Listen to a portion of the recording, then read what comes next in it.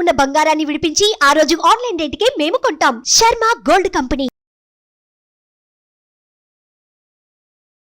గురుగారు నమస్కారం. నమస్కారం. గురుగారు, క్రోధినామ సంవత్సరం వృషభ రాశి వారికి వారి గ్రహస్థితిగతులు ఏ రకంగా ఉన్నాయి? ఓవరాల్గా వాళ్ళకి ఎలా ఉంది? శ్రీ క్రోధినామ సంవత్సరం వృషభ రాశి వారికి చిలకమర్తి పంచాంగరీత్యా దృక్ సిద్ధాంత పంచాంగ గణితం ఆధారంగా ఈ రకమైనటువంటి గ్రహస్థితి ఉంది. వృషభ రాశి వారికి విశేషించి ఈ సంవత్సరం జన్మ రాశి యందు బృహస్పతి సంచరించడం, వృషభ రాశి వారికి దశమ స్థానంలో శని సంచారం, అలాగే లాభస్థానంలో రాహు, పంచమ స్థానంలో కేతు అనుకూలంగా సంచరించడం. వృషభ రాశి వారికి సంవత్సరం మధ్యస్థ ఫలితాలు ఉన్నాయి. వృషభ రాశి వారికి శని బలం, రాహుకేతు బలం ఉన్నప్పటికీ జన్మ గురుని యొక్క ప్రభావం చేత ఈ సంవత్సరం టెన్షన్లు, అలాగే ప్రతి పనిలో కొంత సమస్యలు అధికంగా ఇబ్బంది పెడతాయి. వృషభ రాశి వారు ఆరోగ్య విషయాల్లో, కుటుంబ విషయాల్లో ఖచ్చితమైన జాగ్రత్తలు ఈ సంవత్సరం పాటించాలి. వృషభ రాశికి వారికి విశేషించి బీపీ, షుగర్ పరమైనటువంటి విషయాలలో, టెన్షన్ల వల్ల కలిగేటువంటి ఇబ్బందులకు సంబంధించినటువంటి విషయాల్లో కొంచెం ఆచితూచి వ్యవహరించాలి. ప్రతి విషయాన్ని హృదయంలోకి తీసుకోకుండా ప్రశాంతంగా ఉండడానికి ప్రయత్నించాలని మాత్రం వృషభ రాశి వారికి ఈ సంవత్సరం సూచిస్తున్నాను. ఇక వృషభ రాశి నిరుద్యోగులకి ఉద్యోగ ప్రయత్నాలు ద్వితీయార్థంలో సఫలీకృతం అయ్యేటువంటిది ఉంది. ప్రథమార్థంలో కొంత ఇబ్బంది పడేటువంటి స్థితి మొదటి 6 నెలల సమయంలో కొంత ఉంది.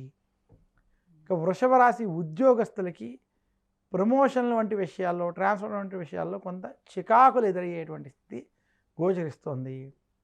వృషభ రాశి వ్యాపారస్తులకి వ్యాపారపరమైనటువంటి విషయాలలో ఈ సంవత్సరం ద్వితీయార్థం బాగా కలిసి వస్తుంది. ప్రథమార్థంలో కొంత చికాకులు, పనులలో ఆలస్యము, ఒత్తిళ్లు కనబడుతున్నాయి. వృషభ రాశి స్త్రీల విషయానికి వచ్చినప్పటికీ వృషభ రాశి స్త్రీలు ఆరోగ్య విషయాలు, కుటుంబ విషయాల్లో ఖచ్చితమైన శ్రద్ధ వహించాలి. ఆరోగ్య విషయాల్లో ఎటువంటి మీరు అలసట వహించకూడదని మాత్రం సూచిస్తున్నాను.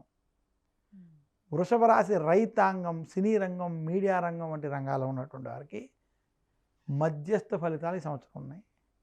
వృషభ రాశి విద్యార్థులు ఎవరైతే ఉన్నారో విద్య పరంగా మీకు ఉన్నటువంటి స్థితులు చూసుకున్నట్లయితే ఈ సంవత్సరం కొంత కలిసి వచ్చేటువంటి సంవత్సరం వృషభ రాశి విద్యార్థులకు తెలియజేస్తుంది. కేతువులు, శని అంతా బాగానే ఉన్నాయి కదా, అలాంటప్పుడు ఈ ప్రథమార్థంలో ఎందుకు ఈ డిస్టర్బెన్స్ ఉందని? చాలా చక్కటి ప్రశ్న ఇది. అంటే మనకి రాహు, కేతువులు, శని బలంగా ఉన్నారు కదా అని అదొక్కటే కాకుండా ఇటువంటి దానికైనా సరే గురు బలం కూడా చాలా ప్రాధాన్యం. అయితే వృషభ రాశి వారికి ఈ సంవత్సరం మనకి గురుడు మే 1వ తారీఖు వృషభ రాశిలోకి ప్రవేశించడం, ఆ సమయంలో మనకి నర్మదా నదికి పుష్కరాలు కూడా ఏర్పడుతున్నాయి. అలా వృషభ రాశిలోకి వారి జన్మరాశిలోకి గురుడు ప్రవేశించడం వలన ఆ గురువు కొంత టెన్షన్లు కలిగించడానికి, ఒత్తిళ్ళకి, కొంత ఇబ్బందికర వాతావరణానికి కారణం అవుతాడు. కాబట్టి మొదటి 6 నెలలు వారికి, విశేషించి మొదటి 3 నుంచి 6 నెలలు గోచారపరంగా కొంత సమస్యలతో కూడినటువంటి, టెన్షన్లతో కూడుకున్నటువంటి వాతావరణం ఉంటుంది. కాబట్టి ఆ మొదటి 3 నెలలు 6 నెలలు వారు ఆ ఇబ్బందికరమైన వాతావరణంలో జాగ్రత్తతో కూడిన నిర్ణయాలు తీసుకోవడం, ఆవేశపూరిత నిర్ణయాల జోలికి వెళ్లకుండా ఉన్నట్లయితే వారికి కలిసి వస్తుంది, ఇబ్బంది లేదు. అంటే కొత్తగా వ్యాపారం స్టార్ట్ చేయాలనుకునే వాళ్ళకి, గృహ నిర్మాణం స్టార్ట్ చేయాలనుకునే వాళ్ళకి అనువైనటువంటి సమయం ఎప్పుడు? మీరు ఈ సంవత్సరం వృషభ రాశి వారు గృహ నిర్మాణాలు అలాగే వ్యాపారాలు వంటివి ఈ సంవత్సరం ప్రారంభించుకోవాలి అనుకుంటే 6 నెలల తర్వాత, అంటే విశేషించి ద్వితీయార్థంగా చెప్పాలంటే 2025 ప్రారంభం నుంచి మీరు చేసుకోవడం వల్ల కొంత కలిసి వస్తుందని మాత్రం తెలియజేస్తున్నాను. అంటే గురువు జన్మరాశిలో ఉన్నారు, సో అంత మంచిది కాదు అని చెప్తున్నారు. కాబట్టి భార్యాభర్తల మధ్యన ఏమైనా గొడవలు వచ్చే అవకాశాలు ఉంటాయా? సంతానపరంగా ఎలా ఉంది? వృషభ రాశి వారికి భార్యాభర్తల పరమైనటువంటి విషయాల్లో ఈ సంవత్సరం అనుకూలంగానే ఉంది. సంతానపరమైనటువంటి విషయాల్లో కూడా ఈ సంవత్సరం అనుకూలమైనటువంటి స్థితి ఉంది. అయితే ఈ సంవత్సరం వారి జీవితంలో ఒత్తిళ్ళు అధికంగా ఉండేటువంటి పరిస్థితి, కొన్ని సందర్భాల్లో చికాకులు, అనవసరమైనటువంటి మాటలు, ఆందోళనకరమైనటువంటి మాటలు జరిగేటువంటి స్థితి కొంత కనబడుతుంది.